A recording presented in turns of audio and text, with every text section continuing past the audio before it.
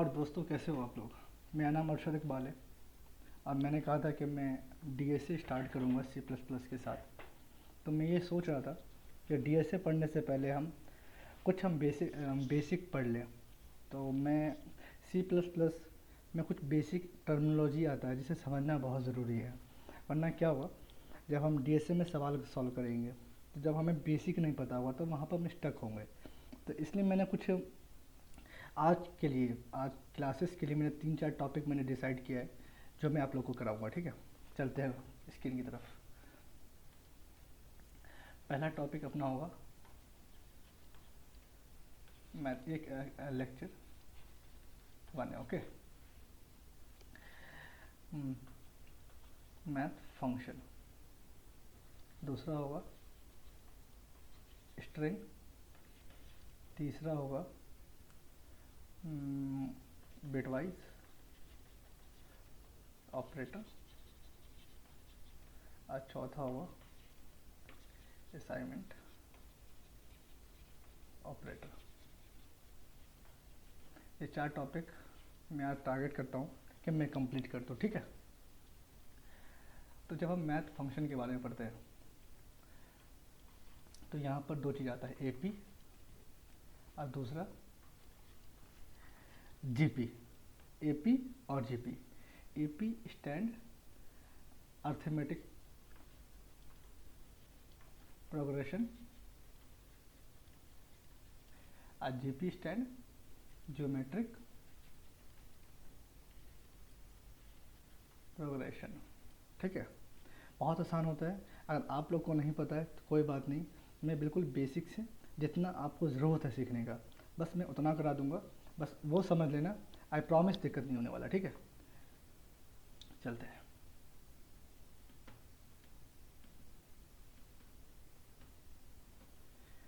तो पहला टॉपिक क्या था अपना, एपी।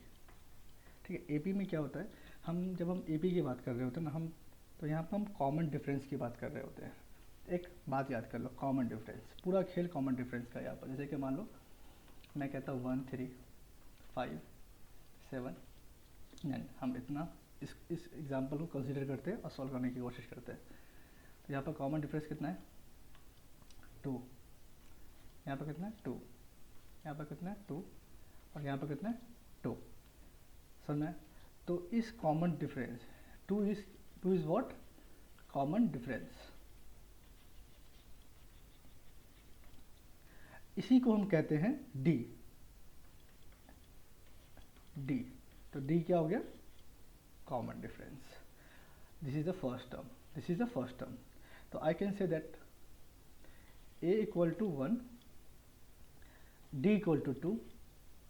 लाइक आप देख रहे होंगे यहाँ पर क्या हो रहा है, a प्लस डी, a प्लस 2d। इसको हम थोड़ा जूम करते हैं। ठीक है, वेट, 1 3 5 7 9। यहाँ पर क्या हो रहा है, a प्लस डी। यहाँ पर क्या हो रहा है, बेसिकली d क्या यहाँ पर 2, तो यहाँ पर 3 है, तो a क्या था 1। तो आई कैन से दैट ना कि this term is a plus D. मैं फिर जब मैं इसको a कह सकता हूँ, इसको a प्लस डी कह सकता हूँ, तो यहाँ पे क्या हो रहा है, यहाँ पर तो a प्लस 2d। पैटर्न है a plus 3d, a plus 4d। यहाँ पर आप एक चीज़ ऑब्जर्व कर रहे होंगे जो बहुत इंपॉर्टेंट है। जैसे मैं बताऊँ, first term, second term, first term, second term, third term. Wait, मैं कलर चेंज कर लेता हूँ ना, जब मेरे पास ऑप्शन है a प्लस डी, a plus 2d, a plus 3d, a plus 4d, third, fourth term, fifth term. आप एक चीज़ नोटिस कर रहे हैं, जैसे मैं थर्ड टर्म की बात करता हूँ तो यहाँ पर 2 है। जब मैं फोर्थ टर्म की बात करता हूँ तो यहाँ पर 3 है। जब मैं फिफ्थ टर्म की बात करता हूँ तो यहाँ पर 4 है। तो मैं क्या ये कंक्लूड कर सकता हूँ, जनरल टर्म में a प्लस, यहाँ पे क्या है बताओगे आप, वेट, यहाँ पे क्या हो रहा है, यहाँ पर जितना टर्म हो रहा है उससे जस्ट एक माइनस हो रहा है ना, तो I can say that n minus 1. I hope you are getting my point. a plus n minus 1d. अगर मैं कहता हूँ तो आई कैन से दैट ना in general way like nth term a plus n minus 1d. समझो क्या है, बिल्कुल समझने वाली बात है यहाँ पर. This is the general way, a plus n minus 1d. एक सेकेंड.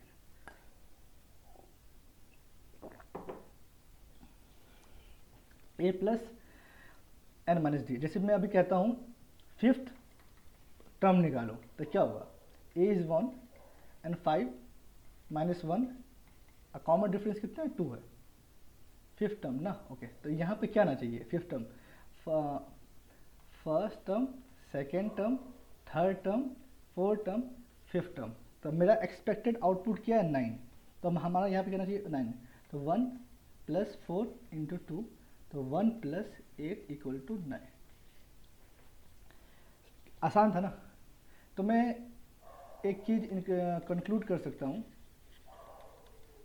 AP निकालने के लिए कोई सा भी nth टर्म निकालना हो तो a plus n minus 1 star multiplication a plus n minus 1d. ये AP था. AP अपना कंप्लीट हो गया. This is called arithmetic progression. इतना ही समझना है कोडिंग के लिए, इससे ज़्यादा कुछ नहीं समझना है. अब हम चलते हैं GP की तरफ.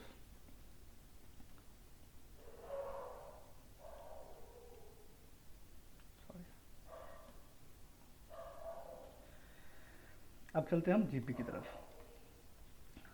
What I told you about GP like geometric progression. जब हम AP पढ़ रहे थे तो हम कॉमन डिफरेंस के बारे में बात कर रहे थे, ठीक है. जब हम GP पढ़ेंगे तो हम कॉमन रेशियो के बारे में बात करेंगे. जैसे कि मैं कह दूँ 1 2 4 8 16. तो कॉमन रेशियो क्या, मतलब second term divide by first term, like this way. 2 divide by 1, 4 divide by 2, 8 divide by 4, 16 divide by 8. तो कि what, 2 2 2 2. This is called common ratio and it is donated by R. तो this is simplest way where I can explain you. This is called common ratio. तो आप एक चीज़ यहाँ पर भी मैं पैटर्न ढूंढने की कोशिश करता हूँ, कुछ ऐसा मिल जाए जो हमें जनरल टर्म में, अगर हमारे पास कोई चीज़ होगा तो मैं कोई सा भी टर्म निकाल सकता हूँ. जैसे मैंने कहा था AP में फिफ्थ टर्म निकालना होगा तो a plus n minus 1d. a is the first term, n is the nth term minus 1 into d is the common difference. अगर मैं वहीं जियोमेट्रिक प्रोग्रेशन की बात करूँ तो यहाँ पर क्या है, यहाँ पर कॉमन रेशियो के बारे में बात हो रही है. तो common ratio is donated by the R. तो आप देख रहे होंगे AR square, AR cube, AR 4. कैसे ये AR square cube, AR square, ये कैसे हो रहा है, देखो कैसे हो रहा है. A1 2 A into R. A is 1, common ratio is 2, तो AR 4. तो R तो था ही पहले से, AR this term multiplication R. Because हमें पता ना कॉमन रेशियो 2 है, तो AR स्क्वायर. तो A AR square AR square क्यों. एवरी टाइम R क्या हो रहा है, मल्टीप्लाई हो रहा है, क्योंकि क्या है यहाँ पर कॉमन रेशियो के बारे में बात हो रही है. अगर मैं AR डिवाइड बाई A कर दूँ, इसको इससे डिवाइड कर दूँ तो R बचेगा. AR square divide by AR कर दूँ तो R बचेगा. तो मैं इसको जनरल फॉर्म में लिख सकता हूँ. क्या मुझे अगर nth टर्म निकालना होगा फॉर GP के लिए, तो यहाँ पर क्या हो जाएगा, nth term equal to AR n minus 1. समझ में, इतना ही था GP में. nth term equal to AR n minus 1. n is what, term, nth term, fifth term, six term, seven term, जो भी तुम्हें टर्म निकालना है, आप सिंपल ये फॉर्मूला पुट करें. जितना टर्म आपको निकालना है वहाँ पर n की वैल्यू पुट करते, आपका बहुत प्यार से आंसर निकल जाएगा, ठीक है. इतना ही जानने की ज़रूरत थी, इससे ज़्यादा जानने की ज़रूरत नहीं है। इतना आप जान लेंगे एपी और जीपी के बारे में, आई प्रॉमिस जब भी मैं कोड कराऊंगा आप बहुत प्यार से आप कोड लिख लोगे। कोड लिखने का रिस्पॉन्सिबिलिटी मेरी है कि मुझे आपसे कैसे लिखवाना है, ठीक है, उसका आप चिंता ना करें, जब मैं पढ़ाऊँगा तो बहुत प्यार से करेंगे। तो यहाँ पर हो गया। तो अपना क्या है, हमने मैथ फंक्शन के बारे में पढ़ लिया, ठीक है। अब हम पढ़ने जा रहे हैं एक आई थिंक ये इंपॉर्टेंट टॉपिक है, इसको आप ध्यान से समझना, ठीक है। ये लॉजिक है इसमें, ये लॉजिक है इसमें, ठीक है, प्रॉपर लॉजिक है, बिट वाइज।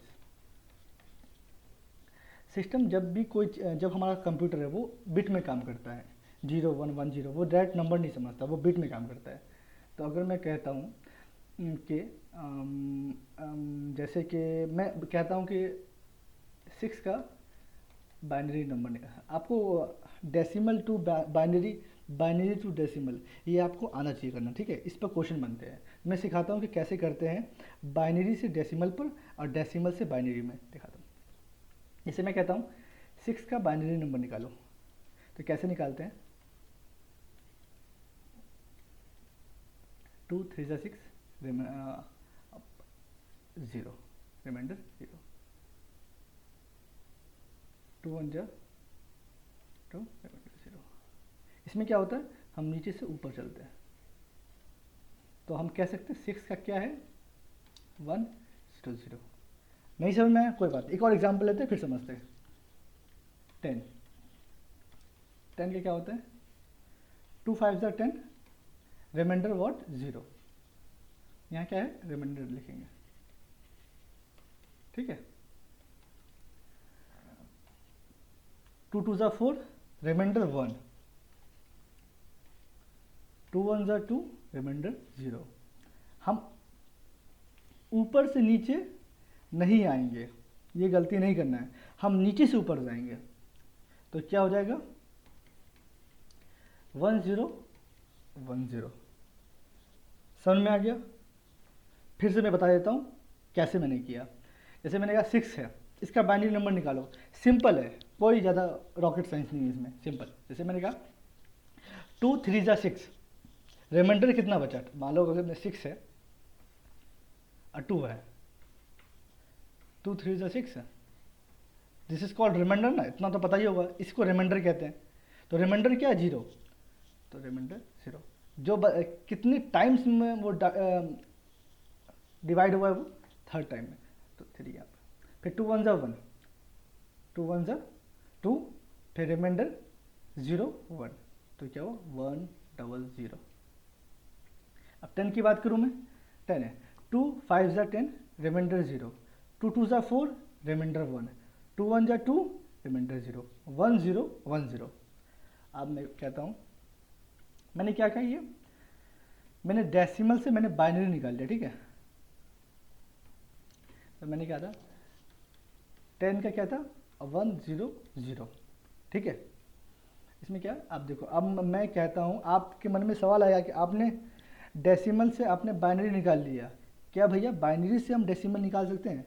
बिल्कुल निकाल सकते हैं। देखो अभी मैं इसका मैं करूँगा तो 10 वापस देगा, कैसे, देखो 2 की पावर, बीट में कलर से, 2 की पावर 0, 2 की पावर 1, 2 की पावर 2, 2 की पावर, राइट साइड से हम चलते हुए चलेंगे लेफ्ट के साइड। लेफ्ट से मत स्टार्ट करना, राइट से स्टार्ट करना, दिमाग में डाल लो ये बात, राइट से स्टार्ट करना है। 1 0 1 0,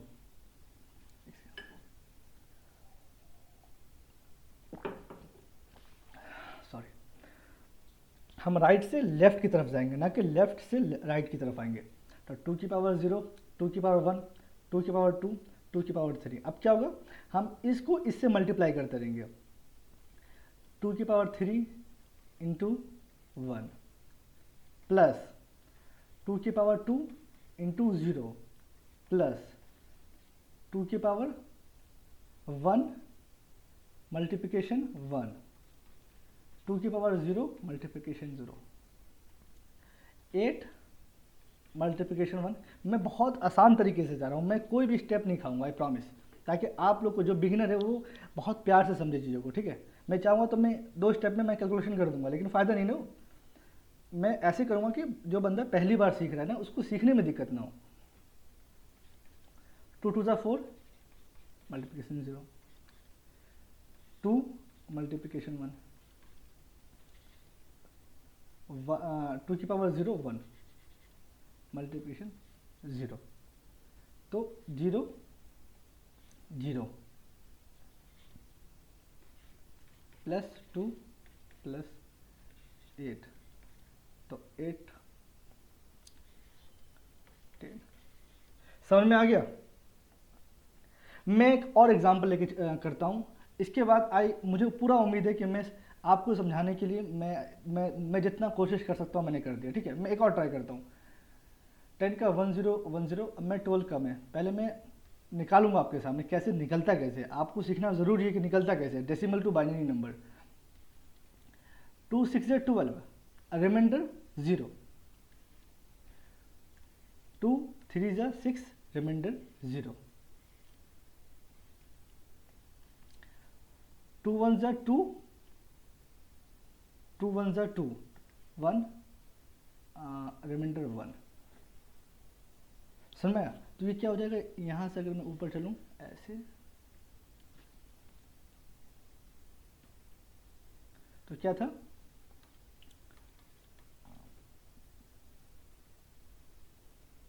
क्या था 12 का 1 1 1 1 0 0। मैंने क्या कहा था आपको याद होगा, मुझे पूरा उम्मीद है कि आपको याद होगा, फिर भी मैं दोबारा बता रहा हूँ कैसे। 2 की पावर 0, 2 की पावर 1, 2 की पावर 2, 2 की पावर 3। मैं फिर स्टार्टिंग से लेके एंड तक सेम प्रोसेस रिपीट करूँगा, मैं कोई स्किप नहीं करने वाला हूँ। 2 की पावर 3 इंटू 1, 2 की पावर 2 इंटू 1, ये 1 1 कहाँ से आया, दिस इज 1, ये वाला 1, ये 1 क्या कहाँ से आया, यहाँ से आया। ठीक है, प्लस 2 की पावर 1 इंटू 0, ये 0 कहाँ से आया, यहाँ से 0 आया, प्लस 2 की पावर 0 इंटू 0, ये 0 कहाँ से आया, यहाँ से आया। तो 8 प्लस 4 प्लस 0 प्लस 0 0, 8 4 12। कितना प्यारा कंसेप्ट है ये, कितना आसान है सुनने में, कितना लगता है decimal to binary, binary to decimal, कितना हार्ड होगा। बहुत प्यारा कंसेप्ट, मैंने दोनों सिखा दिया आपको, रिवर्सिबल भी इरिवर्सिबल भी। ठीक है, अब इसमें एक दो कंसेप्ट और आता है, मैं बताता हूँ। ठीक है, अब हम क्या पढ़ेंगे इसमें एक कंसेप्ट और आता है, जैसे मैं कह दूं आपको बिटवाइज ऑपरेटर। हमने सीख लिया है decimal to binary, binary to decimal. अब हम पढ़ेंगे बिटवाइज ऑपरेटर कैसे काम करता है, और इससे ना ये कंसेप्ट को हम यूज़ करके हम एक बहुत प्यारा क्वेश्चन सॉल्व करेंगे, जो मुझे मतलब कि एज ए बिगिनर वो क्वेश्चन सॉल्व करना बहुत अच्छा लगता है एक्चुअली। तो बिटवाइज ऑपरेटर जब हम ये कंसेप्ट पढ़ लेंगे तब वो क्वेश्चन मैं सॉल्व करा दूंगा, और मुझे उम्मीद है कि मैं पढ़ाने के बाद आप वो क्वेश्चन खुद सॉल्व कर लोगे, इतना मैं कोशिश करूँगा, इतने अच्छे से पढ़ाऊँगा आपको वो कंसेप्ट बिटवाइज ऑपरेटर। ठीक है, ओके। जैसे कि मैं कह दूँ यहाँ पर कि 4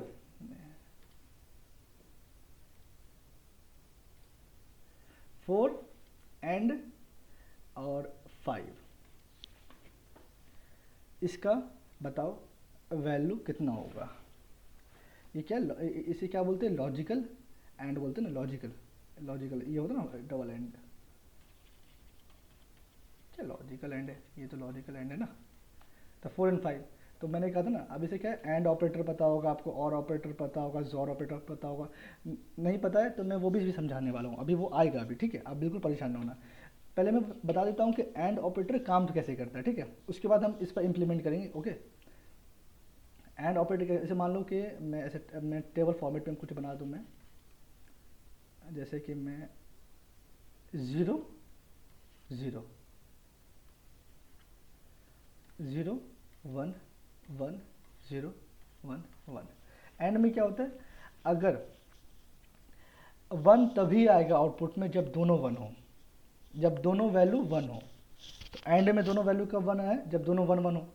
तो इसी केस में 1 आएगा, बाकी किसी भी केस में 1 नहीं आएगा, सब केस में 0 आएगा। ये क्या है, एंड ऑपरेटर ऐसे काम करता है। 0 0 0 0 1 0 1 0 0 1 1 1। तुम ऐसे इसको याद कर सकते हो। पता है जब मैं इसको कैसे माइंड में रखा था कि 0 0 फॉल्स, 0 किस स्टेट में आता है, फॉल्स में आता है ना, फॉल्स को 0 मान लो, 0 1। तो किसी भी स्टेटमेंट को रिटर्न ट्रू करने के लिए दोनों का ट्रू होना ज़रूरी है, तभी तो वो ट्रू निकलेगा। तो अगर एक फॉल्स हो गया तो स्टेटमेंट तो वैसे ही फॉल्स हो गया ना, तो फॉल्स 0 हो गया। ट्रू ट्रू तभी ट्रू होगा, या वो फिर फॉल्स ट्रू फॉल्स होगा। तो ट्रू तभी रिटर्न करेगा जब दोनों ट्रू हो, जब दोनों कंडीशन सेटिस्फाई कर रहा हो। तो वैसे ही मैं यहाँ पर बता सकता हूँ ना, अगर 1 1 करे तभी 1 मिलेगा, बाकी अगर 0 और 1 का कॉम्बिनेशन होता है या 0 0 का भी कॉम्बिनेशन होता है तो वो 0 ही देगा। ये क्या, ये एंड है, ठीक है। अब मैं अगर मैं एंड समझाने में, अगर मैं एंड आपको समझा दिया हूँ तो मुझे पूरा उम्मीद है कि आप इसको क्वेश्चन को खुद से सॉल्व कर सकते हैं। अगर मैं कहूँ 4, तो पहले हम 4 का क्या निकालेंगे, बाइनरी नंबर निकालेंगे। 2 2 ज़ा 4 0, 2 1 ज़ा 2 0। तो 4 का क्या हो गया, 1 0 0। 5 का ट्राई करते हैं। 2 2 ज़ा 4, रिमाइंडर 1, 2 1 ज़ा 2, रिमाइंडर 0। तो 1 0 1, ठीक है। इसमें क्या है, एंड ऑपरेटर। तो 0 1 क्या देगा, मैंने कहा था ना कि रिटर्न ट्रू तभी करेगा जब दोनों स्टेटमेंट ट्रू हो। तो वैसे ही यहाँ पर रिटर्न 1 तभी करेगा जब दोनों 1 हो, अदरवाइज वो फॉल्स करेगा। तो falls in the sense like 0। तो 0 1 0 0 0 0 और 1 1, बताओ 1। गुड, एक सेकेंड। 2 2 ज़ा 4 0, 2 1 ज़ा 2 1 1 1। तो 0 0 1। तो क्या होगा, 4 एंड 5 का, 4 एंड 5 का 1, एक सेकेंड, हाँ ठीक है, 1 0 0 1 0 0, हाँ 1 0 0 1 0 1 0 1 1 0। हाँ बिल्कुल सही। आई एम सॉरी, मैं थोड़ा कंफ्यूज हो गया था, रियली सॉरी। मैं कंसेप्ट जो हमने पढ़ा था उसी को हम फॉलो किए और आंसर बहुत आपके सामने आ गया, बहुत प्यारा आंसर आ गया। तो यहाँ पर हमने क्या, हमने बिट वाइज के बारे में अभी तक हमने क्या पढ़ लिया, एंड ऑपरेटर कैसे काम करता है, बाइनरी टू डेसिमल कैसे निकालते हैं, डेसिमल टू बाइनरी कैसे निकालते हैं। I hope you guys are getting my point. अब हम आगे बढ़ते हैं, ठीक है, ओके। अब हमने एंड पढ़ लिया, अब हम और पढ़ेंगे, ठीक है।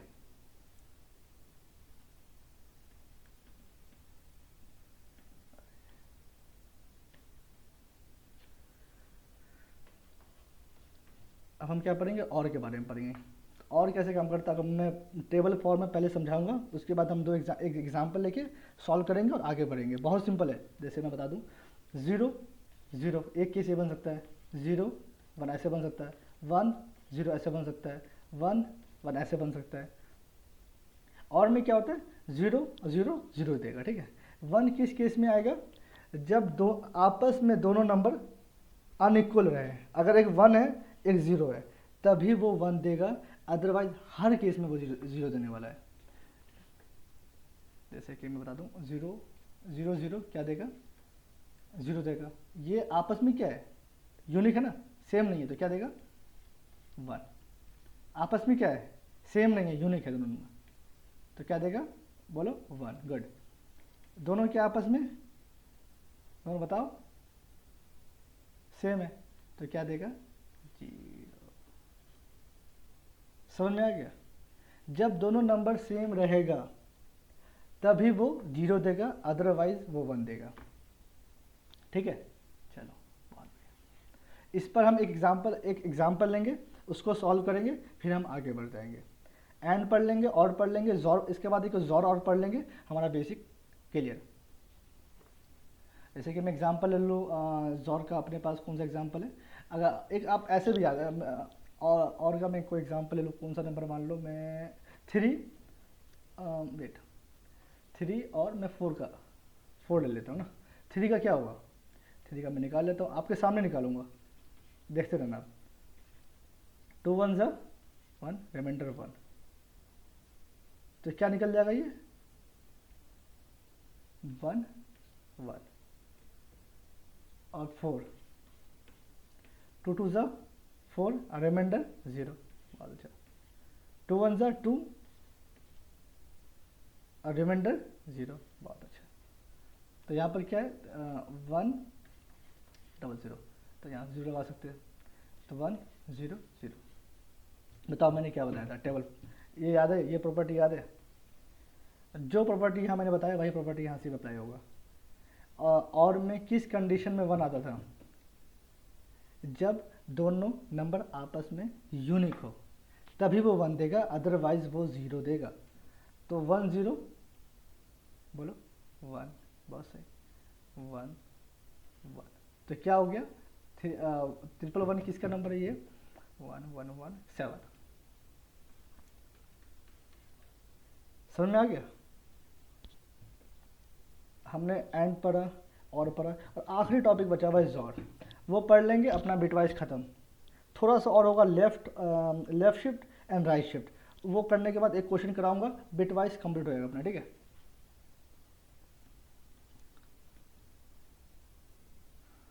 जॉर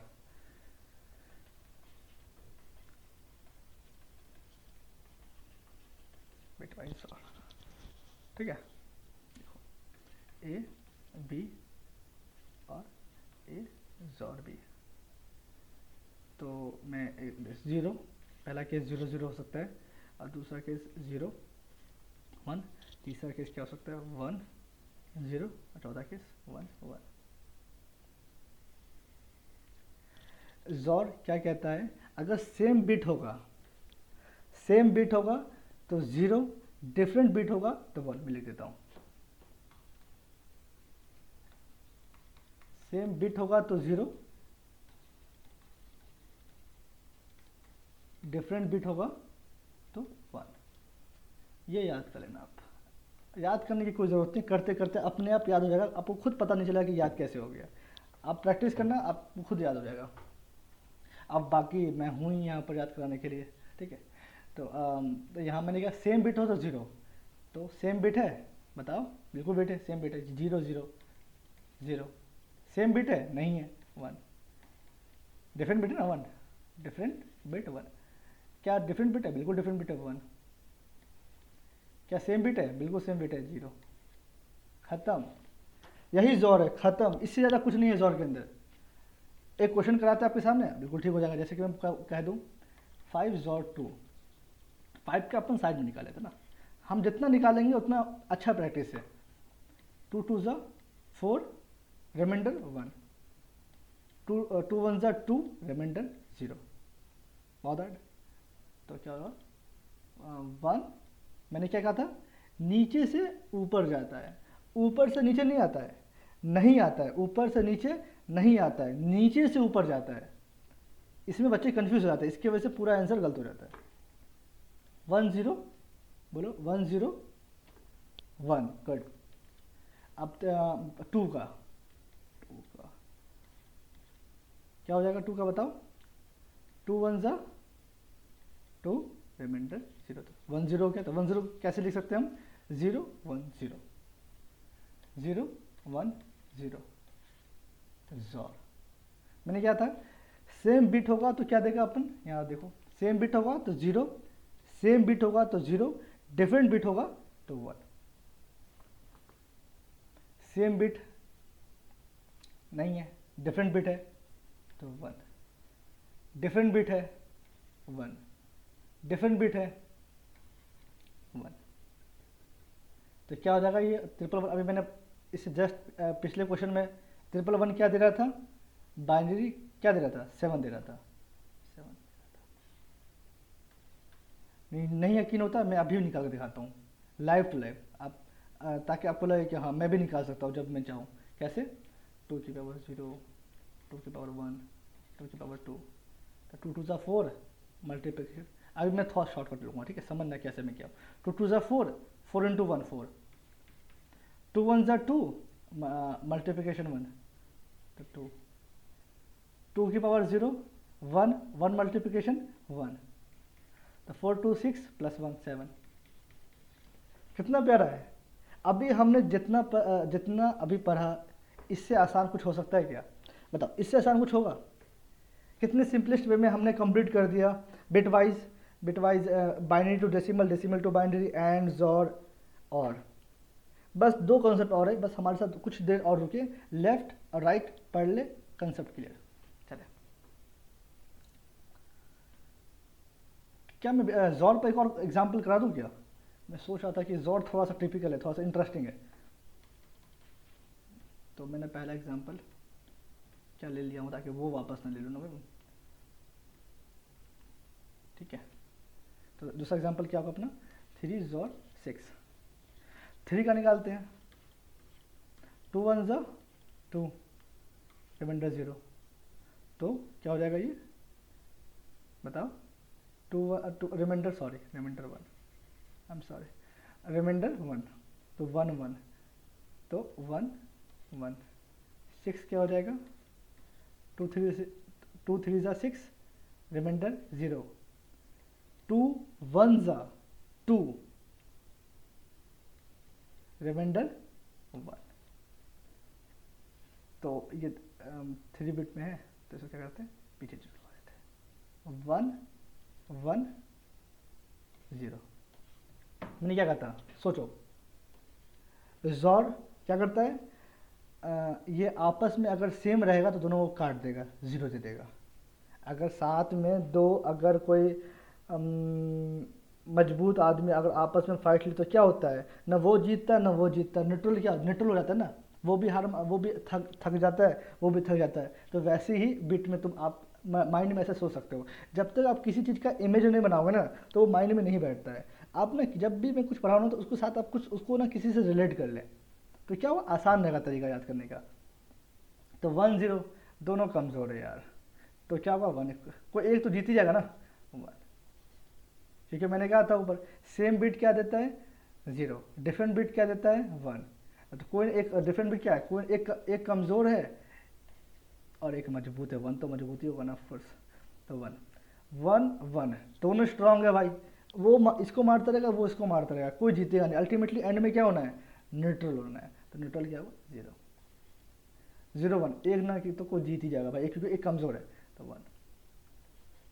तो ये क्या है? 101 का डेसिमल क्या होता है? वेट, 1 1 1 0 5 5। ज़ोर ये आई थिंक इतना काफ़ी है ज़ोर के लिए। इस तरह समय देंगे ना तो फिर इतना डिज़र्व नहीं करता ये, छोड़ो, हो गया है, ठीक है।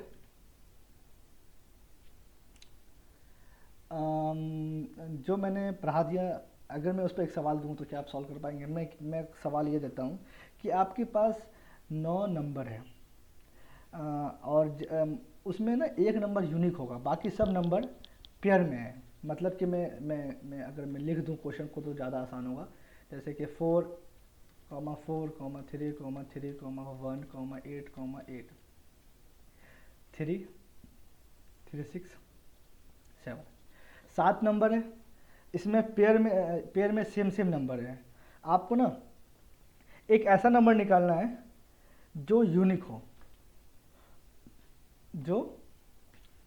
जो लास्ट में ऐसा नंबर निकालना जिसका कोई पेयर ना हो, मतलब वो सिंगल हो। तो कैसे निकालोगे आप? सोचो कैसे नंबर निकालोगे? तो अगर मैं कह दूं कि अगर मैं ऐसे कुछ कह देता हूँ आपको कि वो बाद में बताऊंगा, पहले यहाँ पर हम कोशिश करते हैं समझने की, ठीक है। पहले हम 4 ज़ोर 4 ज़ोर 3 ज़ोर 1 ज़ोर 8 4 ज़ोर 4, पहले वो देख लेते ना। 4 ज़ोर 4 क्या था? सेम नंबर का ज़ोर क्या देता है, ठीक है। सेम नंबर का ज़ोर क्या देता है, तो 4 निकाल लेते हैं अपन। क्या दिक्कत है? 2 2 4, रिमाइंडर 0, 2 1 2, रिमाइंडर 0, क्या ठीक है? 1 0 0 और से 1 0 0, सेम बिट क्या देता है? सेम बिट बताओ, same bit of course same है भाई, कुछ देगा नहीं, एट द एंड आखिरी में 0 ही दे देना है, बताया था ना, दोनों मजबूत है, कुछ रिजल्ट आने वाला नहीं है भाई, तो न्यूट्रल हो जाएगा केस। तो भैया जी 0 0 0। एक और देना, मैं यहाँ से एक पॉइंट बताऊंगा आपको, वो पॉइंट आप नोट करना, ठीक है? वो पॉइंट नोट करना आप। 5 5 5 में क्या होता है? 2 2 4, रिमाइंडर 1, 2 1 2 0, तो 1 0 1, तो 1 0 1, क्या हुआ? क्या मैंने कहा सेम बिट क्या देता है? 0 देता है। सेम बिट क्या देता है? 0 देता है। तो 0 0 0। तो क्या हम यहाँ से एक पॉइंट हम नोटिस कर सकते हैं क्या, कि जब भी n जोड़ n हो रहा है तो वो 0 दे रहा है। देखो कैसे, 5 सेम 5 0 दे रहा है ना, 4 4, मैंने अभी ऊपर दिखाया था ना, क्योंकि आपस में क्या है, एक नंबर का कोई बाइनरी नंबर होगा तो उसी का अगर उसी के नंबर से जोड़ कराते हैं तो उसका भी सेम ही नंबर होगा, तो बिट तो दोनों सेम ही हो गया ना, तो बिट सेम हो तो आपस में 0 देने वाला है। तो क्या हम यहाँ से एक नोट कर सकते हैं, नोट कि n जोड़ n वुड बी 0। तो मेरा क्वेश्चन क्या था, ऊपर चलते वापस, कि इसमें बताओ यूनिक नंबर क्या है? यूनिक नंबर जिसका पेयर नहीं है, तो क्या ये ऑफ कोर्स ये 0 0 दे देगा, ये 0 0 दे देगा, ये भी 0 दे देगा, बचेगा 1। अपना एक क्वेश्चन सॉल्व हो गया। Find the unique element of the given array. तो एरे में आपको यही एलिमेंट दे रखा होगा, आप चाहें तो आप फोल्ड अप्लाई कर सकते हैं, वो जो अलग प्रॉपर्टी, वो सब हम डीएसए में सीखने वाले हैं। अभी मैं यहाँ पर बिटवाइज पढ़ा रहा था तो मैं दिखा रहा था कितना पावर है बिटवाइज। ये क्या, इसका पता है कंपाइल टाइम भी बहुत कम होता है, क्योंकि क्या है, बिट क्या है, सिस्टम इसी को समझता है ना, तो ये फास्ट होता है, इसका टाइम एग्जीक्यूशन फास्ट है। तो मैं जब ये पढ़ा रहा था तो मैंने सोचा एक क्वेश्चन भी करा देता हूँ, इससे क्या होगा कि जब मैं आपको पढ़ाऊंगा तो आप रिलेट कर पाओगे कि अच्छा इसका बैकएंड ऐसे काम कर रहा था, ठीक है? तो अपना हो गया एक क्वेश्चन, और भी कर लिया, और भी कर लिया, एंड भी कर लिया, डेसिमल बाई बाई, ठीक है? आप आगे बढ़ते हैं, एक पॉइंट और, इसमें 2 पॉइंट और था, left shift and the right shift.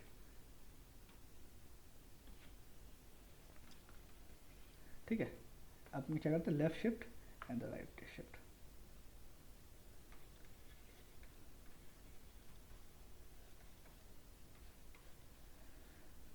Left shift, इसमें क्या होता है ना, लेफ्ट शिफ्ट बहुत आसान है, सच्ची में बहुत आसान है। मैं हर टॉपिक को कह रहा हूँ आसान, क्योंकि मैं रिलेटिव में बात कर रहा हूँ, ये उससे आसान है, सुनने में जब आसान बोलता है ना कोई, तो लगता है कि हाँ वो कह रहा है आसान तो पक्का आसान होगा भाई, ठीक है? तो देखते करते हैं ना कैसे जाता है ये क्वेश्चन सॉल्व। लेफ्ट शिफ्ट, ये पता है कैसे, इसका एरो ऐसे घूमता है लेफ्ट शिफ्ट का, ऐसे ऐसे, जिस तरफ लेफ्ट की तरफ उसका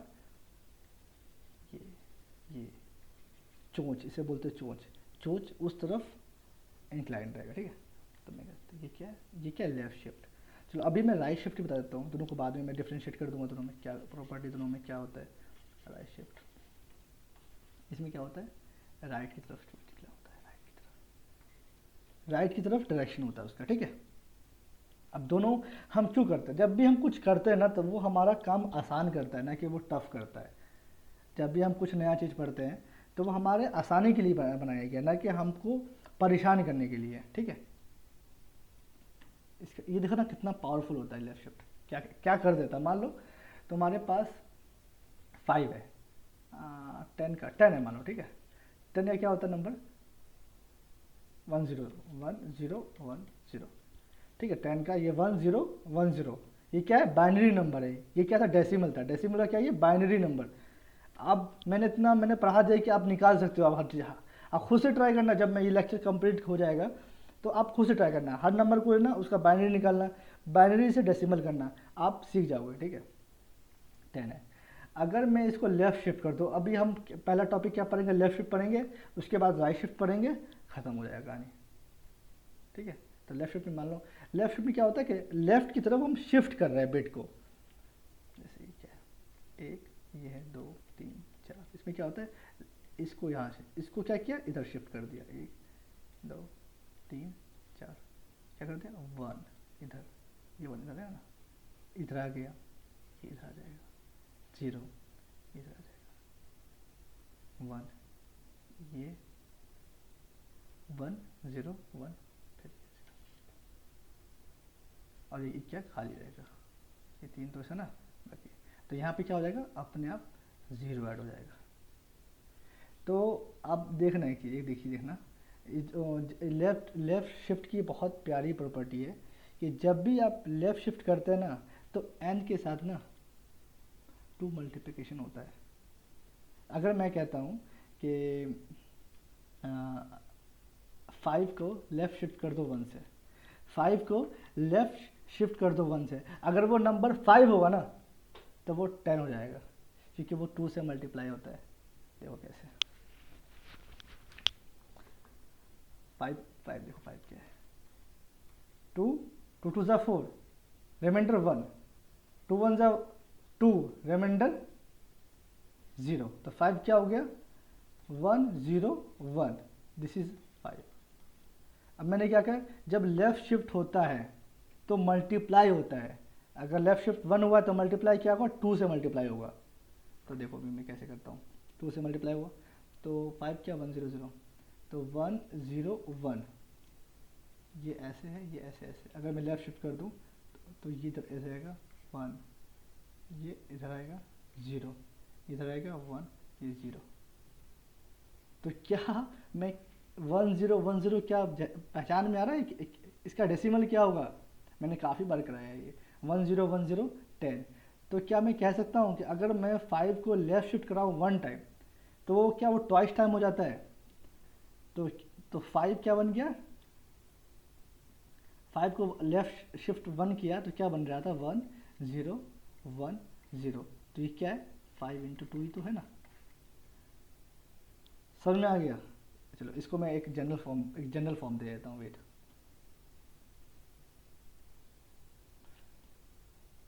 ठीक है। तो n जब लेफ़्ट शिफ्ट 1 होता है, तो क्या हो जाएगा, n × 2 की पावर 1। अब जरूरी थोड़ी ना कि n लेफ़्ट शिफ्ट 1 करे, मैं कहता हूँ भाई 2 बिट आगे शिफ्ट कर लेफ्ट की तरफ, मैं कह सकता हूँ, बिल्कुल कह सकता हूँ, लेफ़्ट शिफ्ट। इसमें क्या होता है, n × 2 की पावर 2, समझ में आ गया। अगर मैं कहूँ n को लेफ़्ट शिफ्ट 3 कर, तो ऐसे करते करते करते करते लास्ट में क्या बन जाएगा, n × 2 की पावर k, तो ये क्या हो गया, n × 10 की power k, this is the left shift. ये प्रॉपर्टी है लेफ़्ट शिफ्ट का कि अगर जितना तुम उसको लेफ़्ट शिफ्ट करोगे ना, उतना वो 2 की पावर n × 2 की पावर n × 2 की पावर k से मल्टीप्लाई होगा, वो उतना पहले नंबर से ज़्यादा हो जाएगा वो, ठीक है। तो लेफ़्ट शिफ्ट की प्रॉपर्टी है, अगर वो 5 है, अगर लेफ़्ट शिफ्ट 1 करोगे तो 5 × 10, अगर मैं उसको 2 शिफ्ट करूँगा तो क्या हो जाएगा, 5 × 2 की पावर 2, तो 5 × 2 की पावर 2 4 5 20, ठीक है। तो क्या हो जाएगा, n × 2 की पावर k। तो अब चलते हैं हम राइट शिफ्ट की तरफ, उसके बाद हमारा कंसेप्ट बिट वाइज का जितना भी बेसिक पता होना चाहिए आपको मैं बता चुका हूँ।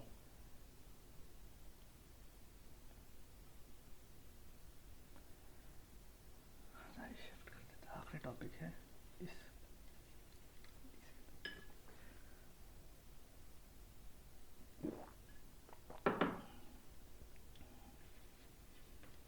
Right shift. इसमें क्या होता है, मैंने कहा ना कि n को राइट शिफ्ट में क्या होता है, ऐसे ऐसे, ठीक है।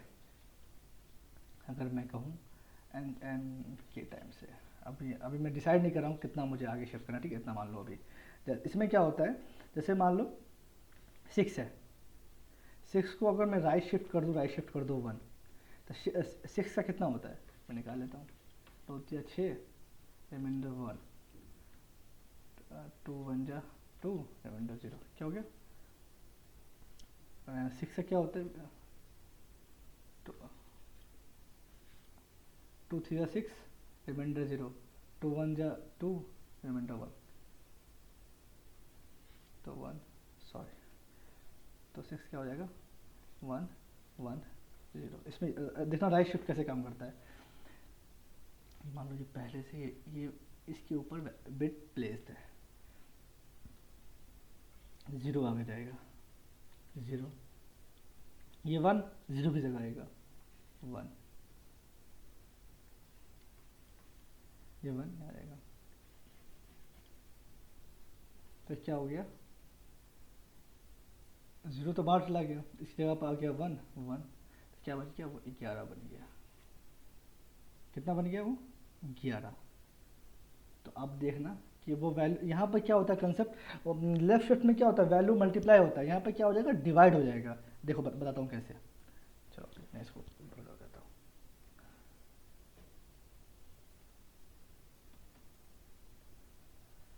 अगर मैं कहता हूँ 6 को राइट शिफ्ट कर दो 2 से, तो क्या हो जाएगा, 6 क्या है, 1 1 0।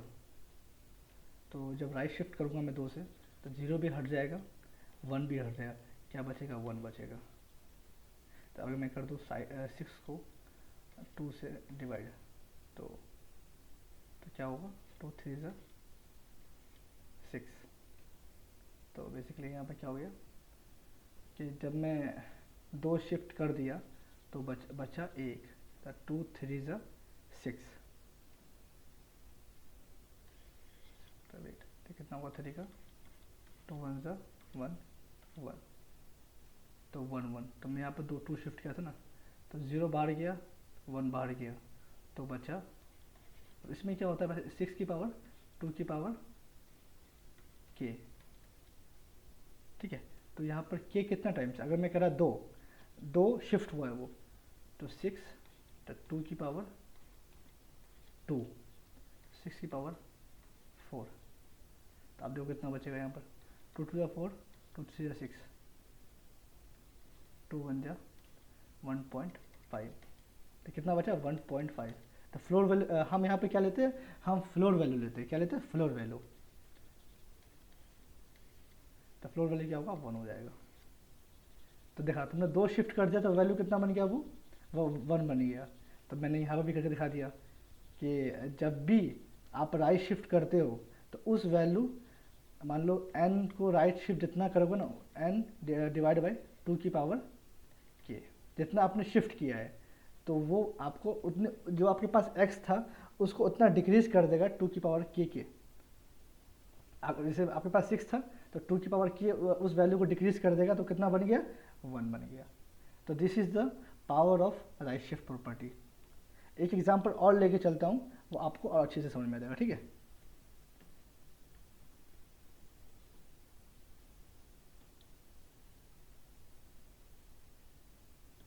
जैसे देख लो, अगर मैं कहता हूँ n है, उसको राइट शिफ्ट किया 1, राइट शिफ्ट किया 1 बॉल, तो वो क्या बन जाएगा, वो n की पावर 2। उसी को मैं n को राइट शिफ्ट कर दूंगा 2 के, तो क्या बन जाएगा, n इंटू 2 की पावर n डिवाइड बाई 2 की पावर 2। अगर मैं उसी वैल्यू को राइट शिफ्ट कर दूं, सॉरी लेफ्ट शिफ्ट था, I am very sorry about it.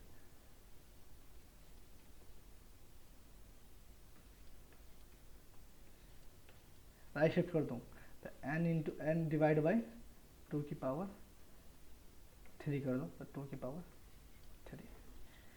तो मैं कह सकता हूँ ना कि जनरल फॉर्म में कह सकता हूँ ना, अगर मुझे n इंटू n को मैं राइट शिफ्ट कर दूँ कितने टाइम्स, k टाइम्स, तो क्या हो जाएगा, n डिवाइड बाई 2 की पावर k।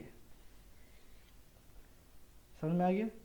अब मैं राइट शिफ्ट और लेफ्ट शिफ्ट को मैं कंपेयर कर देता हूँ एक बार, ठीक है, ताकि आपको आसानी से और समझ में आ जाए।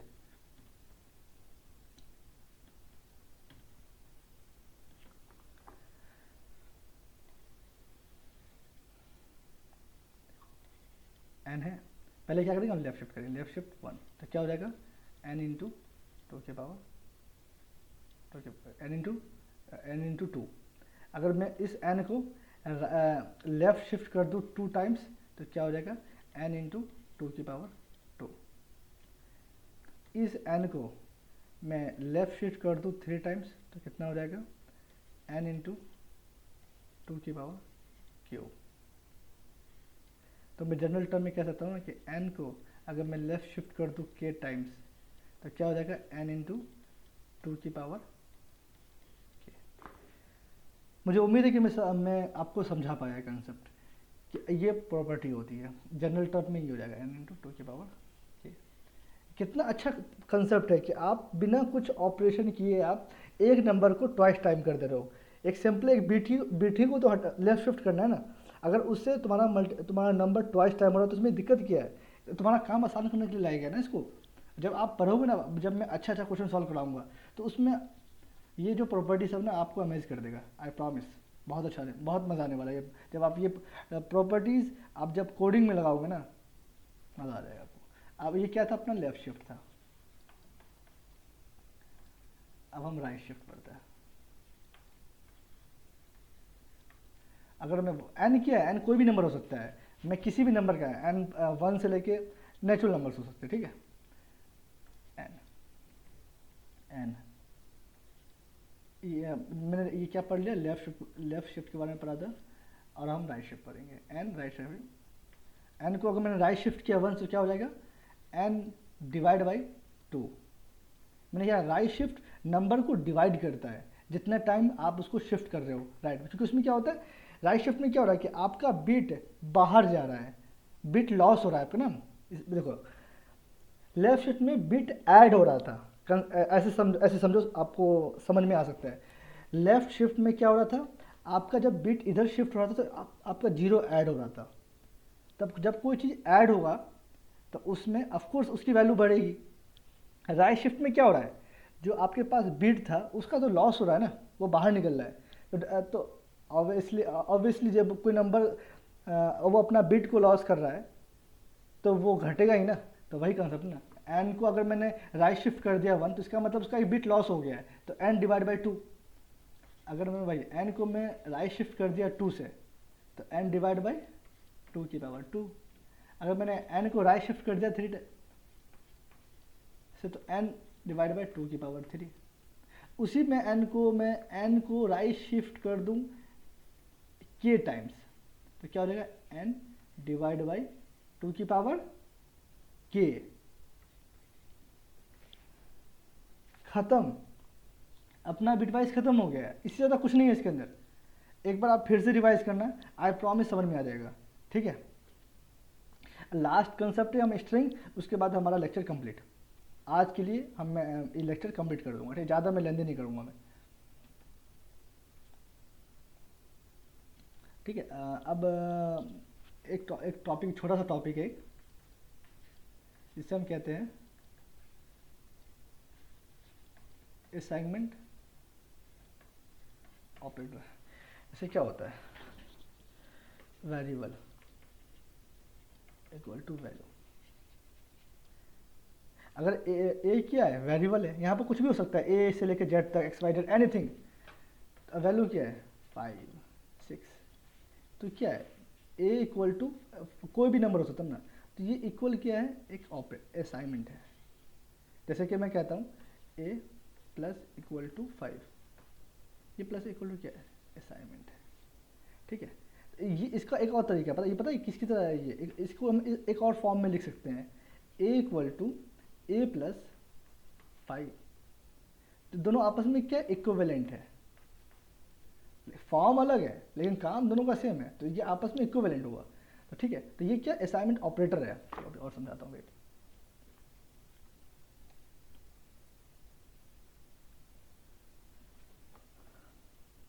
जैसे कि मैं असाइनमेंट ऑपरेटर को बता दिया, और हम क्या लास्ट एक वेट, यहाँ काम नहीं कर रहा था इसके, सॉरी, ठीक है। तो अब मैं एक बात बोलूँ, तो अर्थमेटिक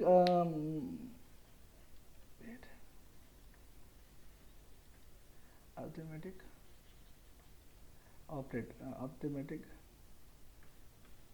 तो क्या सोचता है, equal, plus equal, minus equal, multiplication equal, this is arithmetic. Bit wise क्या हो सकता है, remainder equal to, and equal to, और क्या हो सकता है, XOR equal to, left shift equal to, right shift equal to. ये क्या है, असाइनमेंट है, ऑपरेटर्स है, ये अर्थमेटिक है, वो बिटवाइज है, बस ख़त्म।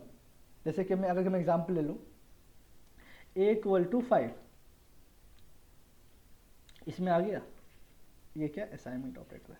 अगर मैं प्लस इक्वल की बात करूँ तो ए में मैं प्लस कर रहा हूँ 5, तो इसका मतलब क्या हो गया, ए इक्वल टू, ए पहले से 5 था, ए प्लस 5, उसमें और 5 ऐड कर रहा हूँ, तो इसका मतलब क्या हो गया कि पहले 5 था, अब क्या हो जाएगा, 5 प्लस 5 10 हो जाएगा। तो a equal to 5 plus 5 equal to 10। समझ में आ गया, ठीक है।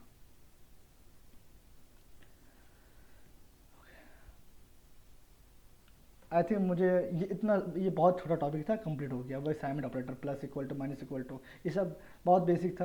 अगर अभी आपको समझ में नहीं आया तो कोई बात नहीं, हम अभी इतना आगे यूज़ करने वाले हैं ना, वो सब समझ में आ जाएगा कि इसका यूजेस आगे क्या क्या है, सब समझ में आ जाएगा, कोई इशू नहीं है, ठीक है। मैं आखिरी टॉपिक में इसको मैं बहुत अच्छे से और प्यार से समझाऊंगा, और इस लेक्चर को मैं यहीं एंड कर दूंगा, ठीक है। इसका नाम है स्ट्रिंग, ठीक है। ये इसको दो तरीके से लिखा जाता है, दो तरीके से। एक क्या होता है, एक हम बोलते हैं स्ट्रिंग, एक स्ट्रिंग तरीके से लिखा जाता है, दूसरा कैरेक्टर के तरीके से, ठीक है। स्ट्रिंग क्या, स्ट्रिंग को हम डबल कोट में लिखते हैं। जैसे मैंने लिखा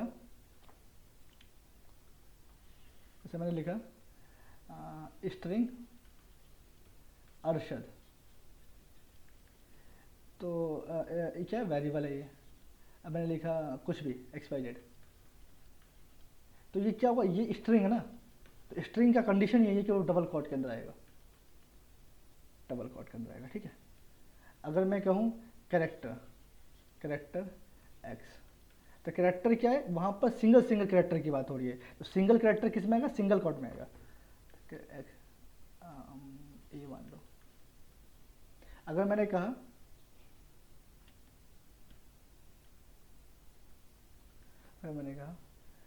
स्ट्रिंग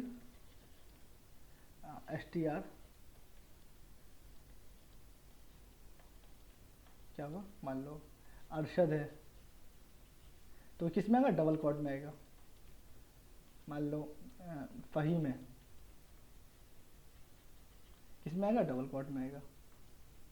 कुछ भी वो क्योंकि वो स्ट्रिंग फॉर्मेट में है, और स्ट्रिंग का कंडीशन क्या है, उसमें जो भी वैल्यू आएगी वो डबल कोट में रिप्रेजेंट होगा, तो इस तरह का होगा। अब मैं कैरेक्टर की बात करूँ, कैरेक्टर CH ले लेता हूँ मैं, तो इसमें क्या होगा, A आएगा वो सिंगल कोट में आएगा, B क्या आएगा वो सिंगल कोट में आएगा, C आएगा सिंगल कोट में आएगा। यही बेसिक डिफरेंस है, ठीक है, कोई दिक्कत नहीं है। हाँ, अगर एक चीज़ और मैं बता दूँ आपको, अगर आपने कैरेक्टर ये ऐसे करके छोड़ दिया है, तो ये क्या हो जाएगा, गलत हो जाएगा, क्योंकि जब आपने उसकी वैल्यू को अगर आपने नहीं दिया है, तो आपको उसका साइज़ डिफाइन करना पड़ेगा, साइज़ नेसेसरी है, अदरवाइज कंपाइल आपका एरर शो करेगा यहाँ पर। तो आपको साइज़ कैरेक्टर में यहाँ बताना पड़ेगा कि जो कैरेक्टर का जो मैं एरे बता रहा हूँ उसमें 50 साइज़ का होगा। अगर उसमें आपने कोई वैल्यू पास नहीं किया है तो आपको साइज़ इज़ नेसेसरी, ठीक है। और एक चीज़ और मैं बताना चाहूँगा, मैं जब भी आप कैरेक्टर के अंदर, आप जब कोई कैरेक्टर लिख रहे होते हैं, जैसे कि मैं कहूँ कैरेक्टर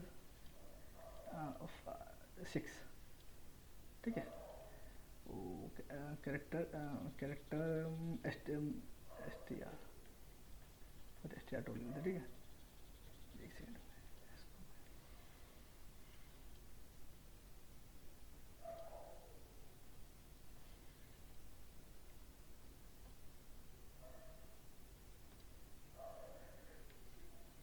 कैरेक्टर str2 मैंने लिया 6।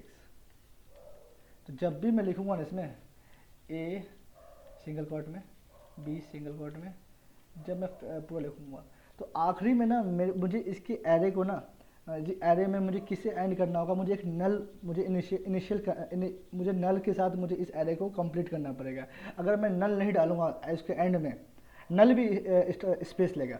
अगर मैंने 6 साइज़ का मैंने एरे डिफाइन किया है ना, तो 6 इंडेक्स पर वो नल वैल्यू रहेगा। नल वैल्यू क्या करता है कि जो कंपाइल टाइम में ना जो गार्बेज वैल्यू आपके आपके आउटपुट में नहीं थ्रो करेगा। इसलिए जब भी आप कैरेक्टर का एरे डिफाइन करें तो आपको नल वहाँ पर यूज़ करना मस्ट है।